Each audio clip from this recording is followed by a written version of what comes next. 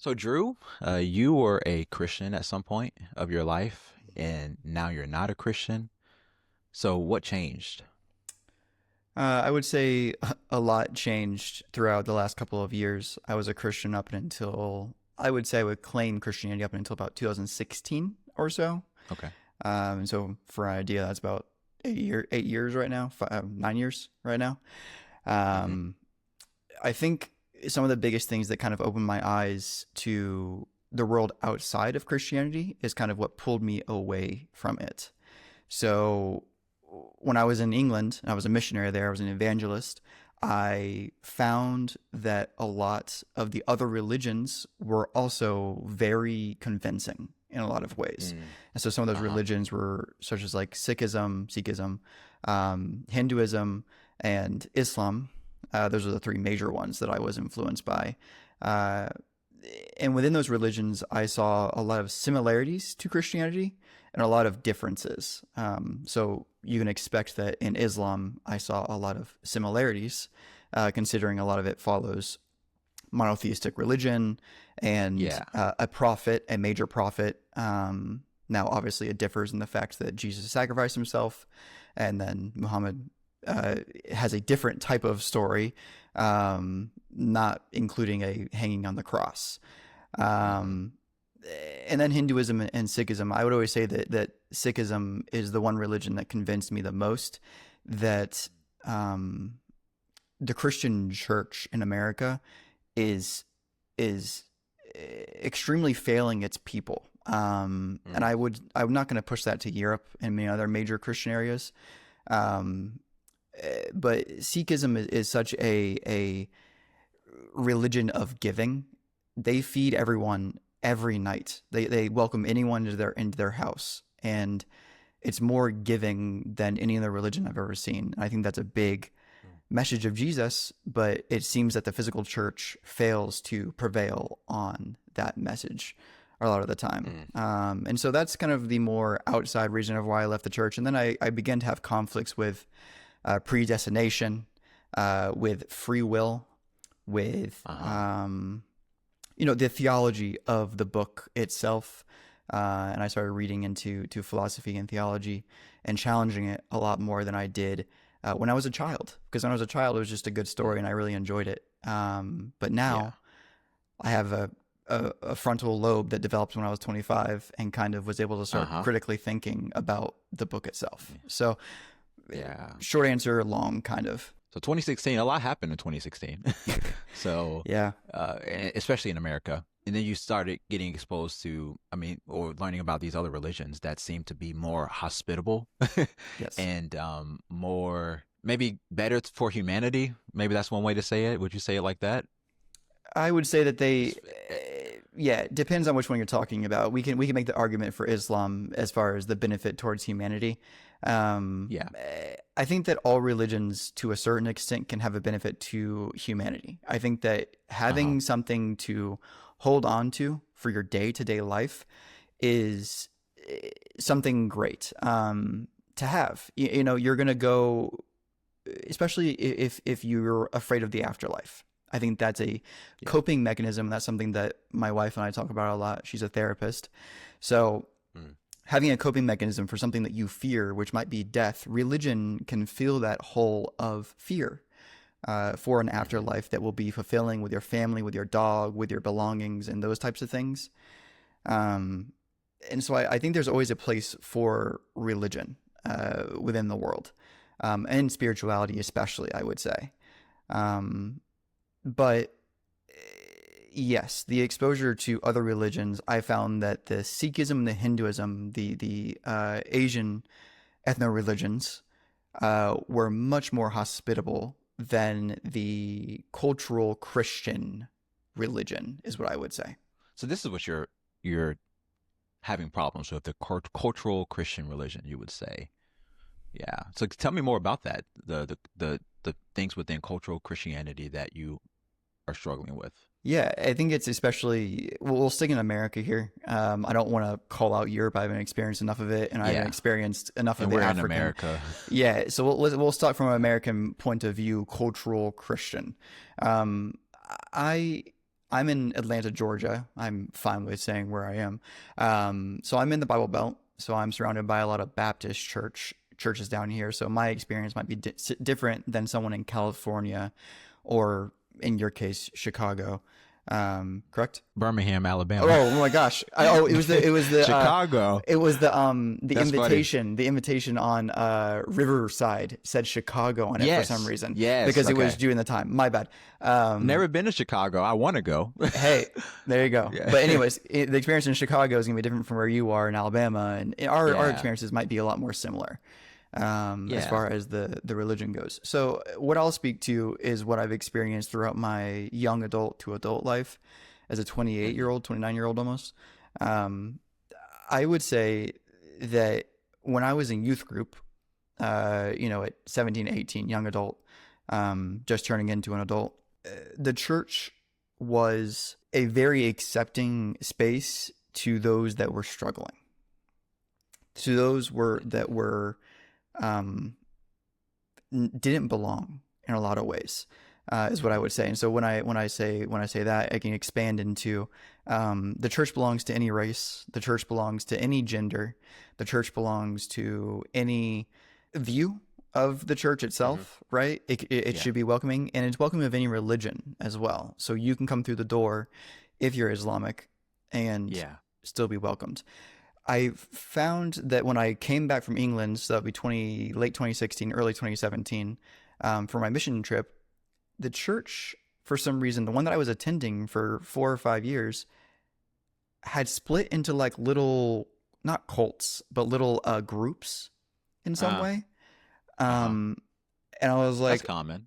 yeah, I was like, kind of, what's going on here? And it was typically based on wealth for some reason, Mm. like financial ability within the church. Hmm. Um, and I don't know the reason for that. To be exactly, I can't tell you because I stopped going to church Yeah. because I think my family kind of got pushed out in some way. But Hmm. that was just my first experience of like, what's going on here? So I left the church, didn't attend that Yeah. church anymore. I went to a couple of different churches and kind of just poked my head in and kept poking my head out. And the preaching, the pastoral uh, team that I saw from every one of these churches were preaching on not acceptance, but on pushing out people. Mm. So one of the ones I went to, uh, you know, I accept anyone of their sexuality or gender, especially in today's America, and I think the one of those sessions that I went to, one of those lessons, was about not letting your daughter become a mermaid. Okay, and they were using mermaid as an example of Ah. Okay. transgender, basically. Uh-huh. You would Yeah. not let your child become a mermaid. Why would you let your child Uh-huh. change genders? Yeah. So So equating being a mermaid to an yes, orientation oh, or yeah, yeah, or gender or whatever you want to call it. So or gender. Yeah. yeah, Mm-hmm. yeah, and so I felt I was not at that time personally. I was not very liberal. I was just out of Christianity, so I still believed Hmm. that gay people are fine, but the aspect of what is it, love the sinner, hate the sin. Yep. I've heard that. Yes, so that's the aspect that Yeah. I came from for kind of gay people, right? Um, and I felt it, and I just felt like I've never had a church in the last 10 years of my life so obviously preach not belonging. So, Mm. and that's just a major one of the 5 or 4 churches I went to at that time. Yeah. None of them really clicked with me. None of them really hit off immediately with me. Um, Yeah. and so that was one of the major things that I saw, and I think that affected the culture of now American Christians. So now American Yeah. Christians, I think, are viewed as anti-trans, anti-gay, Hmm. anti-immigrant, anti-this. And you can keep going down the line, right? Of Yeah. of Hmm. places anti-giving, or in an even worse case scenario, pro hoarding, pro megachurch, Mm. Yeah. pro wealth inequality. I found that Jesus was out of the church. It was Hmm. more Mm. human. in the church Yeah. than ever Yeah. before. So that's what I Yeah. felt. And to give you an idea, I was in Pennsylvania when I graduated from high school and went to England, came back to Pennsylvania, and then I moved down to Georgia. So I think I experienced 3 churches in Pennsylvania and 2 or 3 churches here in Georgia. Okay. But man, with those bands bumping the bass, it was very fun. Hmm. So Hmm. there's your, once again, a long answer for kind Yeah. of a short question.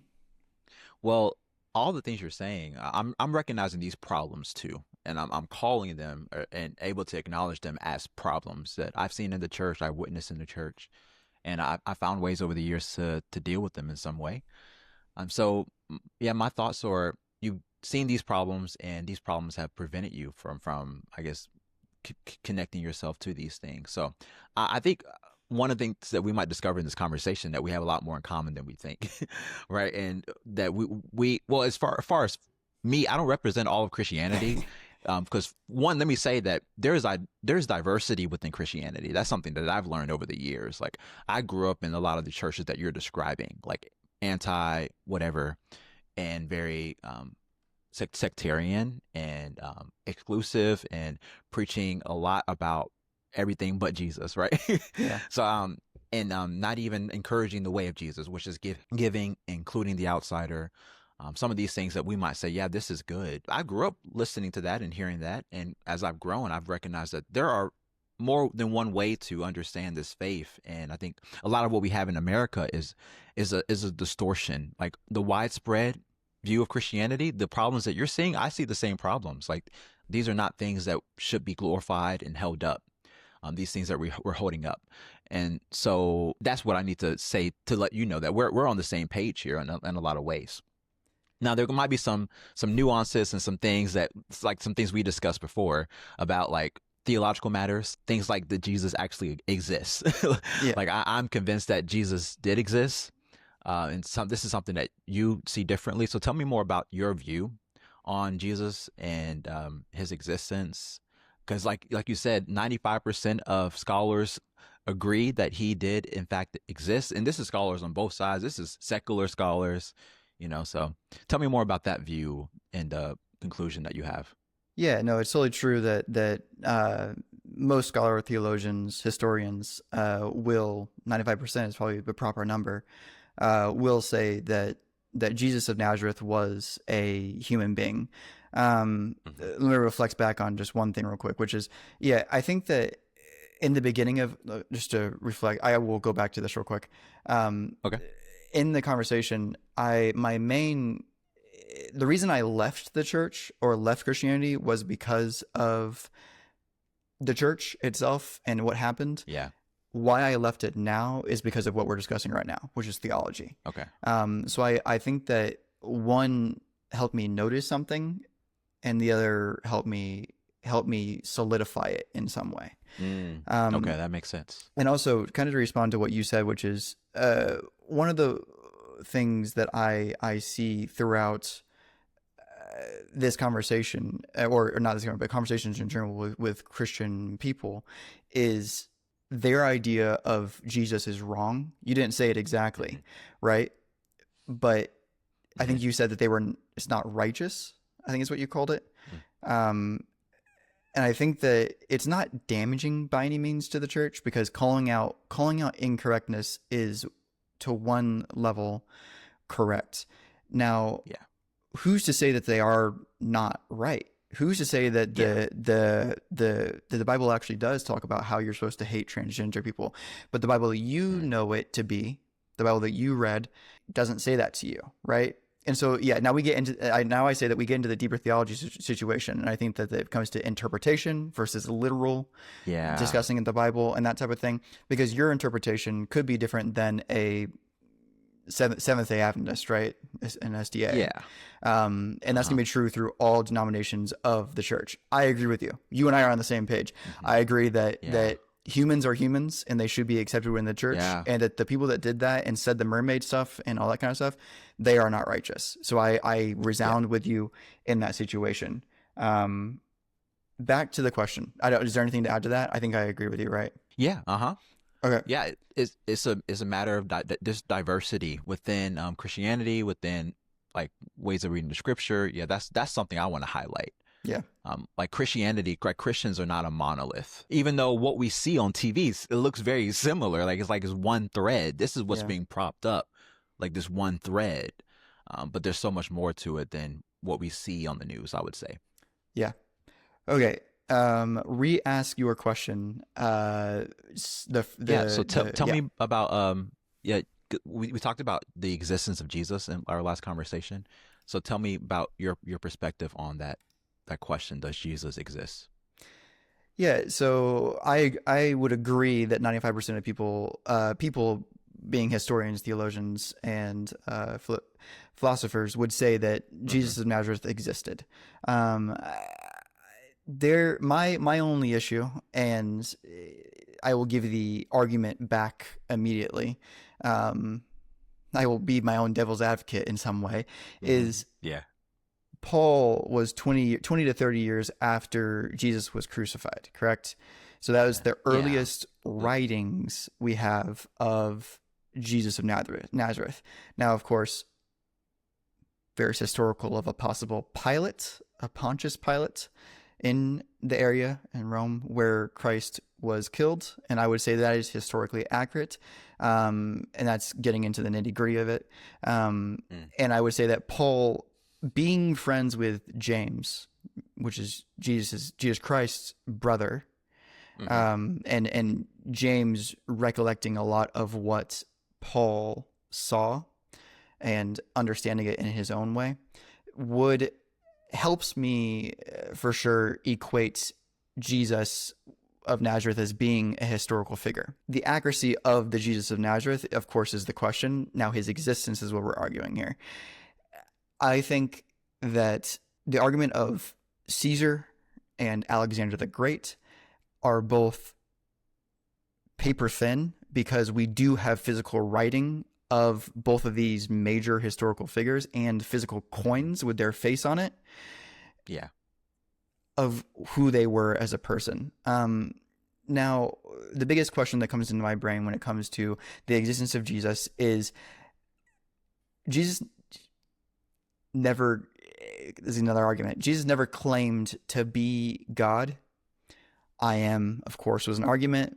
Before me was Abraham, is another argument. There's Mm-hmm. arguments for the Yeah. claim of Jesus being God, him being possibly stoned by the Jews um, at the time for claiming to be God is another argument.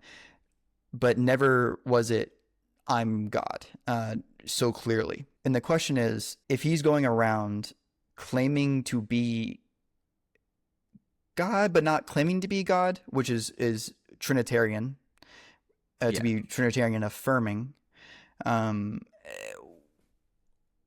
why was he not murdered on the spot? He began to preach the word of God as young as 13, 14. He began to claim the name of God as young as 18, 19. Um, the apostles, the disciples around him were 15, 16, 17. I understand that in the pictures they have big beards and stuff like that. Yeah. Where are these numbers coming from as far as the age? Because I know about the. I mean, we can say that he was in the synagogues with at 12 when he was he got carried away from his parents, was teaching and asking questions, and then his ministry started in the third when he was in his 30s. But yeah, when he was lost for 3 days, is that what we were talking about when he was in the synagogues? Yeah, And I was so that was when he was like at 12, 13. We can say that. yeah, let me make sure that were the disciples were younger, correct? I I I mean I don't know if we have records of their ages.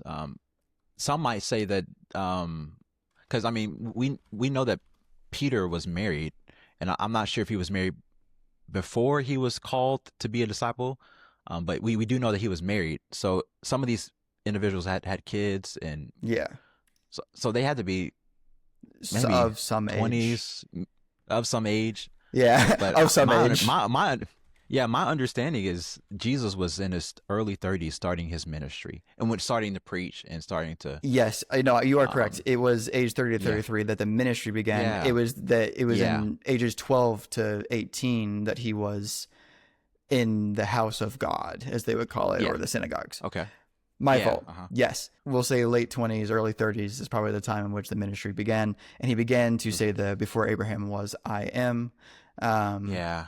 which is those claims. So my question is, if are to say that God, he is claiming to be God in these scriptures, Hmm. then why was he not murdered on the spot? So Yeah. in the beginning of his Yeah. ministry and earlier parts of his ministry. Yeah. One of my thoughts is he was threatened. There's accounts, I can't tell you where, but when Jesus was saying something like I am the Father or one, then they got stones and were getting ready to Yep, stone him. And I think you just bring that up? I did. Yeah. So yeah, yeah. So is that not an instance, or are you thinking something more than that? I'm thinking more of Pontius Pilate. Like immediate? Pontius Pilate murdered Jesus for less. He murdered him for attacking his role politically. In all honesty, um, not religiously. Political. Pontius Pilate did not claim himself to be a religious figurehead. Yeah. So Pontius Pilate felt a threat from Jesus as a political head. And so I'm surprised that a man who traveled across the entirety of the Middle East, or whatever it was at the time, um, did not was not murdered for claiming to be God on multiple times. And here's the thing as well, is that we have words. This is a game of telephone in this situation, because you have James's words that are telling Paul, that are telling Matthew, Mark, Luke, and John, who are then they're getting their. What was the last sentence I said? You said it's a game of telephone? Hey, you got it. Yeah. But if I were to ask you that in 10 minutes, you would have no idea. And so it becomes the Yeah. historical fact of the Bible. Is this actually the same Jesus that we're talking about? Did he do the same Yeah. miracles, or are we just playing a game of telephone? So Mm. I look at it and I say, okay, he was claiming on multiple times, because there would not be a Trinitarian belief nowadays if he was not claiming to be God in an open way with the apostles around and probably with a crowd around. Mm. Otherwise, we wouldn't be able to claim this. Yeah. So, is this in your opinion, is this his way of not dying early in his mission because he is God, so therefore he knows what he must fulfill?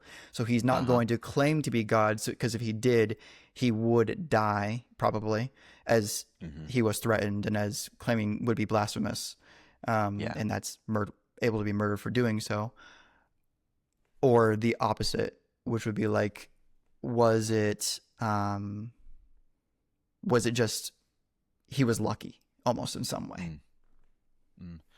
A couple thoughts. One of my first thoughts is there's something called a messianic secret. Have you ever heard of that term? It Messianic a secret. messianic secret. As you read, like, say the Gospel of Mark, and Jesus heals somebody, and he might ask somebody, "Who do you say I am?" They might say, "You're the Son of God," or whatever, and then he Mm-hmm. might say, "Don't tell anybody this." Yeah, don't tell. And I think, yeah, I think part of what he's saying is he has a mission. He is trying to accomplish something through his preaching and teaching, and maybe he doesn't want to draw that attention, or maybe not everyone can understand or accept that truth about him right now. So this person that acknowledged it, okay, yeah, you can keep this, but keep this to yourself for now. And there's even things that he told his disciples that he only told a certain amount of disciples, and then he told the other disciples, right, more. So there's levels of that, I would say, that we see as we read the New Testament. I think we see that, and this is where all of my understanding about Jesus is coming. I'm just assuming that some of this stuff is accurate. Yeah. um, and so, okay, another way to position that, there's something called the historical Jesus and maybe the Christ of faith. Mm-hmm. Some scholars make a distinction between the two. Have you heard that before? I Like the believe so. Yeah. historical Jesus. Yeah, the historical Jesus, but then the Christ of faith. So maybe the historical Jesus is a person that this person lived and taught and then was killed for some reason. And the Mm. Christ of faith is how we make sense of all of that. So some might say that all these people writing after the historical Jesus lived is trying to make sense of his life, his death, and his supposed resurrection, right? Maybe he doesn't say that he's God while he's alive. Maybe he does. I don't know. I don't really know that for sure. Uh, but let's say he does. He says that he's God to certain people, but then they might, after he dies and after all these things happen, they might raise him up as the Christ of faith. So they're saying he's God because of some of the things that they heard and witnessed and saw while he was alive. The historical Jesus was alive. Mm. So that's one way that I've heard scholars try to make sense of him saying that he was God or not saying he was God, like making the distinction between the historical Jesus and the Christ of faith. There's similarities, of course, but how do we make sense of this person, Jesus? I think that's the question that they were dealing with. And how do you? I mean, he is consistent throughout the Matthew, Mark, Luke, and John. John being a little odd at times with how he interprets Jesus. Yeah. Yeah. And someone would say that you might say that Matthew, Mark, and Luke, they raise up the historical Jesus and they're trying to bring data. And John is the Christ of faith. So you see, so some scholars say that John may have a high Christology, which means that the Christ attachment to Jesus is high in John. So John is a God and like, or Jesus is a God in the book of John, right? Yes. But you might not see as those strong elements, as strong of those elements in Matthew, Mark, and Luke. They're raising up the historical Jesus. You might say that. Yeah. And John, of course, makes wider claims. John is the major claim of the Trinitarian belief. Yeah, exactly. As you just one. Before and he's also the one with the it's mainly John who will distinguish that Jesus is basically God, while the other three typically will not, and typically the other three will be much more aligned. And you're correct; they're much more storytelling, I guess, in some ways, less than religion and that type of thing. Even in the book of Mark, it kind of, I love the book of Mark because it's shorter and it kind of gives you, the way it ends, it kind of gives you a option. How do you want to deal with Jesus? Some of this stuff I'm sharing, like what do you want to do with this? Especially the way that it ends. But what were you saying? And Mark is also the only one to really counter John in a lot of ways, because why do you call me good? No one is good except God alone. Yeah. Exactly. Right. Exactly. So you have, if you take that literally, now it goes into our next question probably. Yeah. If you take that literally, Jesus denies being God, straight up right there. But if you look into it, it's much more rhetorical. It's much more to be impersonated. So to argue against the existence of God is nearly impossible, and I totally understand that. That. I say to argue against, but also to argue for is impossible. I would say that too. I think both are nearly impossible to. Well, also put a burning bush behind me, right, and make it light. Put a bush behind me and make it light on fire. All right, right now, Wes, make it happen. Yeah. I can't do that. Yeah, you can't do that. I can't prove that he was. Yeah, this is all in imaginary land, if whether or not Jesus existed. Now, I totally remove the idea of 95% is 95% for a reason. That's my opinion on it. Because if it was 100%, if everyone knew that Jesus Christ and the life that he lived were especially true, there would be no reason for faith, because the truth would be the truth. Correct? That's the other thing about this is it works into the Old Testament's preachings. It works into the entirety of the Bible's hand. The fact that we have no hard proof that Jesus existed at that time. It works heavily into the biblical preaching of the leap of faith that you have to take. I don't think the church would be or Christianity would be as big, well, vice versa. I think the church would be bigger if the faith portion was not there, right? If we can all be like, oh, literally, here's a painting from the time, it's decoded to be AD, whatever it was, 1, and it was drawn by Pontius Pilate himself, and it says, here we killed God because the sky then turned black and it Mm-hmm. was dark for 3 days. And then Jesus came and approached me, and it literally, like, we could, for sure, science could tell us that. And then there would be no reason for faith. But because the closest thing we have to historical fact of Jesus Jesus being God, especially, is a one telephone. I think it's a one or two telephone jump, right? It would be a one. It would be a 1.5 telephone jump for Paul, who was a Pharisee while Jesus was killed. Correct? Yeah, yeah, he was a Pharisee, and yeah, his story. He met Jesus. He was exposed to Christ on the road to Damascus, getting ready to kill other Christians. Yeah, That's Saul. kind of how he was exposed. Yeah, he was Saul. Yeah, so you know that. Um, yeah, I was thinking something before you said that, but It's I all good. lost it because I was yeah Yeah, I just asked you a random question about Paul. So, yeah yeah. um, yes, that is. I think maybe what you were trying to answer was there is no reason for faith if we had proof of Jesus in that time. And I understand that the Christian answer would be the Bible is the proof.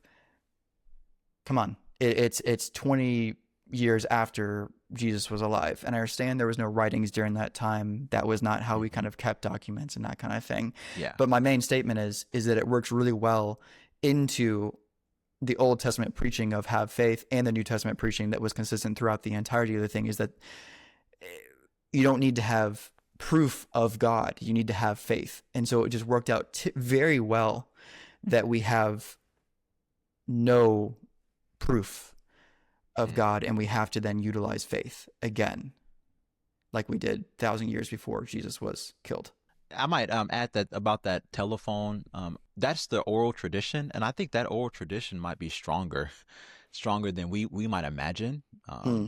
That I mean that's how people carried on information at the time, and they were doing that for a long time. I don't know exactly how long, but a long time before we started to record what we shared, and that's how we got what we know about Jesus, as at least what we have in the Bible, because people were talking about this first. They were sharing it, and they were telling people about it, and they Hmm. kept sharing it over and over again. So the thing about the telephone, like if I'm just in a room and I'm just sharing one message, yeah, that one message might be distorted. But if I'm sharing the same message over and over again, and like I'm telling people in different ways, and there's maybe this message is still coming out similar, I think there's something there, and I think that's what the oral tradition is in the New Testament, also the oral tradition behind the Old Testament as well. And then Yeah. you write it down, and yeah, like I said, this is you're getting in territory where like I don't know either. I mean, like I wasn't there when stuff was written, and like I could tell you that maybe we can say that yeah, we can trust some of the stuff that was written in some way. But like, you're right. I mean, I wasn't alive when Jesus was alive, so I can't tell you with 100% certainty that this person existed. But the thing is, I think I could say the same thing for any historical figure. We have what we have recorded, and then we have to question about whether or not these things are reliable. And I think this might be the question you're addressing. Like, what people wrote down, can we trust this to be true? Yeah, and I think that the telephone scenario, not to say that it's not equivalent in some way, but Mark was the earliest gospel, correct? Most likely. Yes. Yeah. Most likely is what we assume, that Mark was the earliest, and Yeah. then Most likely. Matthew and Mark were after that, and then John was by himself. But we know that Matthew, Mark, and Luke more than likely had direct contact with each other when writing a bit of the scripture. So it's why we find that probably they align a lot more than what John's writings will look like. Yeah. Yeah. Are you familiar with the synoptic problem? Problem. This is Yes, what, I am. yeah. Yeah. Yep. So this is, yeah. And there's also maybe another source out there that maybe they might have referenced, or maybe even John might have referenced too. Yeah, Judas as a book somewhere, as far as we know as well. Um, but yeah, I think that there is, not to say that I'm all in on science, right? Yeah. Because I have to have scientific proof of Jesus existing. You know, that's not my argument here. I think that the argument for most Christians will be that the strongest proof of Jesus is always going to be the Bible. And as you just said, the synoptic problem, which is that John's alignment with the other three is always going to be the challenge, of course, because the three of them versus the one always kind of have their mismatches. But on the major events, they do align. So why would these three people and this one person write the almost the identical story, besides these little nitpicky little problems in between about a insignificant person? That's the other thing about it, right? Is if Jesus was just an insignificant person, they probably wouldn't have written an entire book about him. Who's to say, though, that Paul didn't wake up one morning 30 years after the death of Christ, or 20 years after the death of Christ, and say, I feel like writing a book today. And now we're all sitting here going, this is the religion. There's something interesting. Even before, okay, so you said something about the Bible being the only evidence of Jesus. Let me share this. Most of the Christians that I know, even my own faith, I was taught the Bible. People preach from the Bible, and they got their ideas about Jesus from the Bible. But I heard somebody talk about Jesus, and something happened within me. There's something happened. I can't really describe it. And I think it's similar to what happened to Paul when he was on the road to Damascus. If this happened, Paul had some type of experience of Jesus, of Christ, which is why I'm convinced he started to write these things, because he had this experience, and then he's trying to make sense of it. And someone of faith may say it was Jesus and Jesus outside of the scriptures, or maybe some type of engagement with Jesus, some mysterious engagement with Jesus outside of the scriptures. And the scriptures help me make sense of that.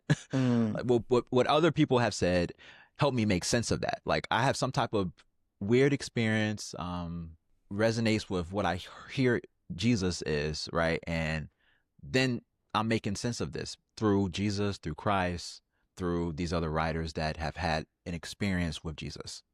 Does that make sense? Yeah, I think that the story in some way is just like our blood, right?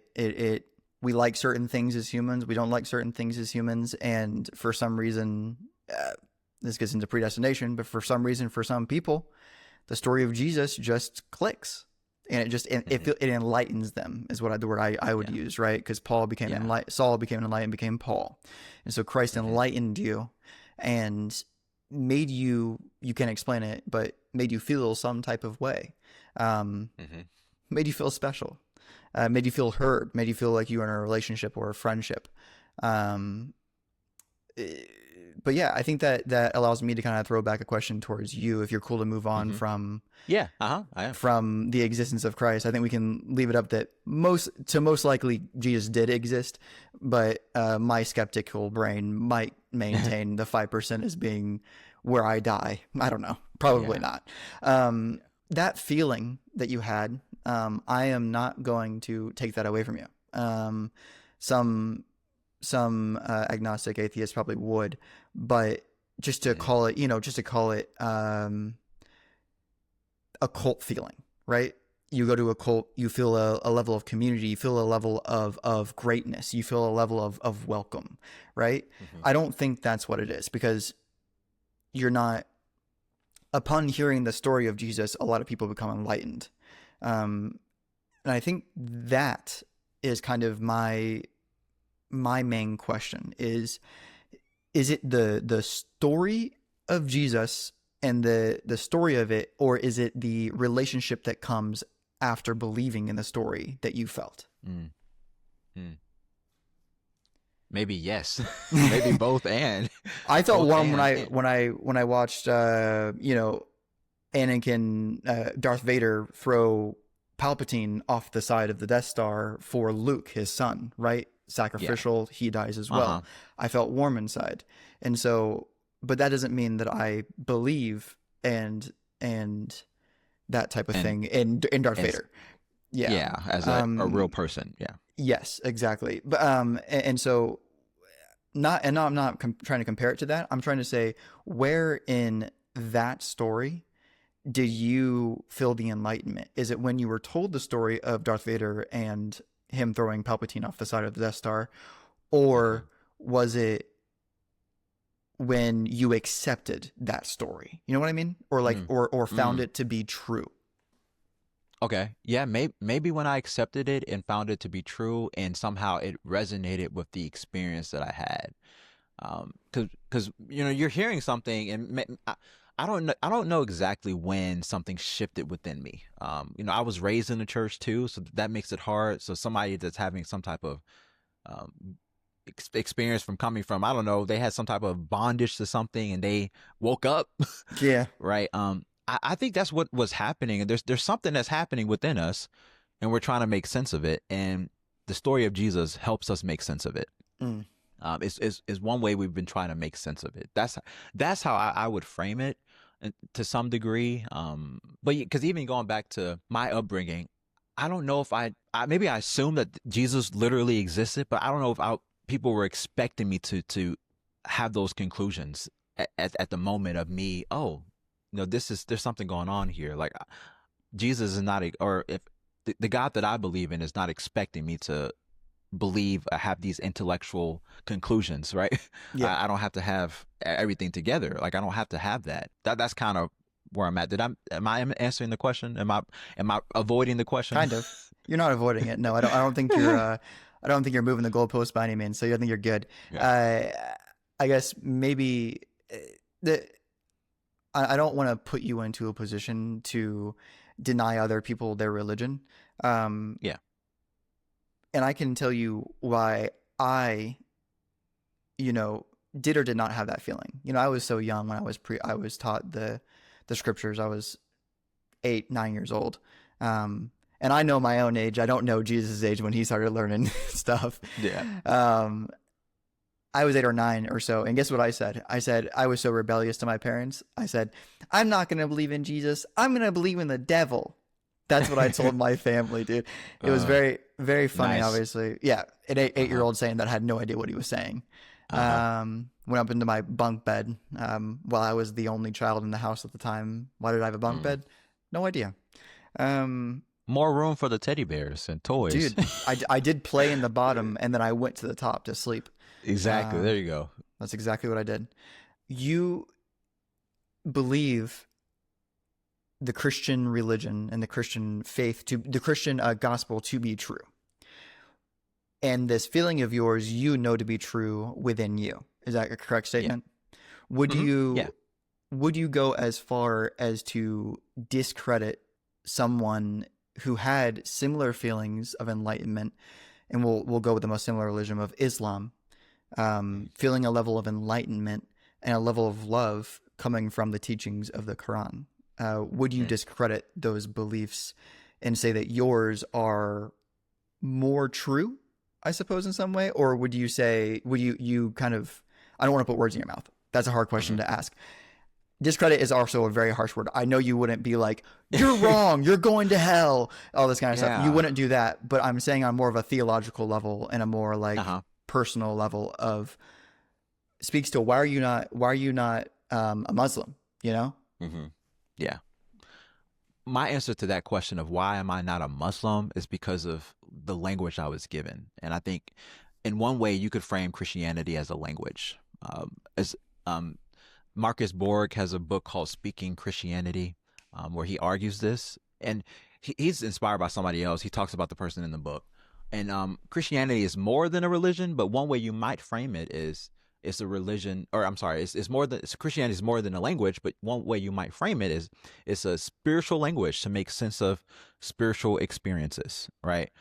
So going back to the person that is having this experience through Islam, I mean, I don't know what I'm not in their body, I'm not in their existence, so I can't say anything to that. But what I can talk about to the best of my ability is what I'm experiencing and how am I going to make sense of it. And I Mm, think this is what we're doing with religion and spirituality. We're living and we're having experiences and having questions and worried about death and we're yes. trying to make sense of it. And so religion has been a way that we do that and try to understand or try to attempt to, and also try to have community and be tied to something beyond us, because religion is something beyond us in a lot of ways. I mean, we don't just, well, I'm convinced that we don't really make it up. I think it's something that kind of is the result of the experiences. We have the experiences and then we write about it, and then other people are like, yeah, I experienced that too, which is why some people resonate with Jesus. So that's how I would answer that. Got it. That's a good answer. I think that everyone will resonate with their language. Everyone has to have a language too. Would you say is language a nicer word for belief? Yeah, so language is more encompassing. A belief is just an aspect of the language, just like a belief might just be an aspect of the religion. My beliefs are not all the religion is. I think my beliefs serve a purpose, just like beliefs might serve a purpose in a language, like or ideas. Like I speak English, but I have ideas with my language. And the same thing is true for the religion. And I think part of what we see in America is a overglorification of the ideas and the beliefs, and I think a worshiping of the ideas and the beliefs in a lot of ways, and letting that be enough instead of my service and my love for my fellow man. Yeah. Right. And I think that's what the beliefs are meant to bring me to love and service and humility. And I think I get to a point where I'm not judging anybody, because these beliefs are humiliating me to some Yeah. degree. Like I'm humbled by them. It's funny that we've kind of have in some way harmonized two different things. I think that America is living strongly through John's gospel right now in a lot of ways. And you're saying there's an opportunity to live through Matthew, Mark, Luke, and John. Sorry, Matthew, Mark, and Luke. Yeah, My bad. Yeah, Mark. Yeah. Huh. Yeah, the synoptic. I think that's kind of what I'm hearing from you, because in John we see a lot. We see a little bit more legalistic idea of kind of Christ as well, and putting God on Jesus on a very high pedestal. Well, Matthew, Mark, and Luke just explain. I'm just so used to saying all of them together. Matthew, Mark, and Luke just explain Jesus as a person, just as a man walking through the street and humbly serving his community. Yes. Obviously, John does that as well, but he adds in some of those stronger beliefs and more legalistic views.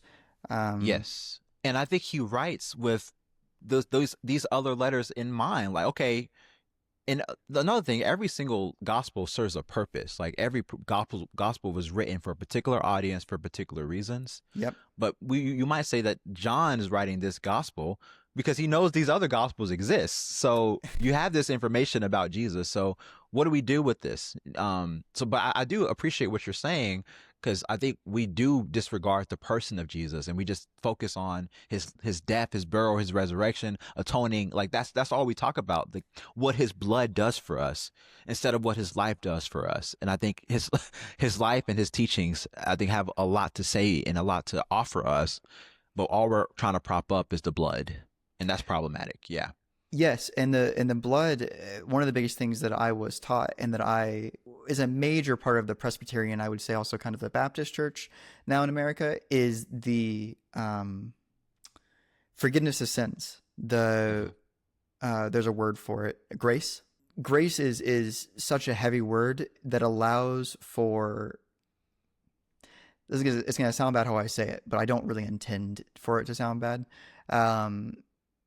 It allows for Christians to get away with things. We've gone so grace focused in the religion itself that we will forget the fact that Jesus did indeed live a life before he hit the cross and the blood was shed. Mm-hmm. That we forget that the reason he did that, and the reason it's so significant, is because he did live a perfect life, right? Mm. So I think that grace is such a heavy word, and it always asks the question of, does Hitler go to heaven because God has unlimited grace? You know? Yeah. And I think that I care less about Hitler. My question is Susan Lighthead, I just made a random name up, going to church on Sunday and raising your hands and singing Clay Aiken songs, going to come back home and then say the N word and do horrible Mm, things, do yeah. horrible racist and vote for people that are going to send people out of their country and the immigrants not going to be accepted. These types of things, are they thinking this is what Jesus would do? Or are they thinking this is what my body wants right now is for these things to occur for whatever it be? I don't want trans people in my country. I Mm, don't like this race. I blah blah blah blah. And they yeah. say, I have the freedom to do this because God gives me grace. That's it leads us back to the first question you asked, which is the culture of Christianity in America right now, Yeah. I think is heavily leaning on grace. And I think that we need to focus more on the life of Jesus instead of the sacrifice. That's just it, you know? Mm. Um, and it might lead you to your next question for me or something like that, because I'm guessing there's probably a lot more to talk about than me asking you two questions about, I don't know, whatever I asked. No, it's been good. I want to thank you for listening to part one of my conversation with Drew. Part two is on the way soon. But in the meantime, I want to let you know about a couple things that I have started recently. Number one is a online Bible study for skeptics and mystics. I'm definitely in the beginning stages of this, trying to gather information, trying to get interest. So if this is something that you think you might be interested in, I would encourage you to go to my website withwest.co and sign up and give me some thoughts about this possible Bible study. Something else I'm offering on my website is spiritual direction. I've been formally trained in spiritual direction. It's something I'm really passionate about. So if that's something that you think you might be interested in, I would also encourage you to go to my website withwest.co to read more about that and maybe even meet with me and we can talk one on one about your spiritual journey. Thank you for listening and be sure to offer your feedback and your thoughts about this conversation in a comment section below.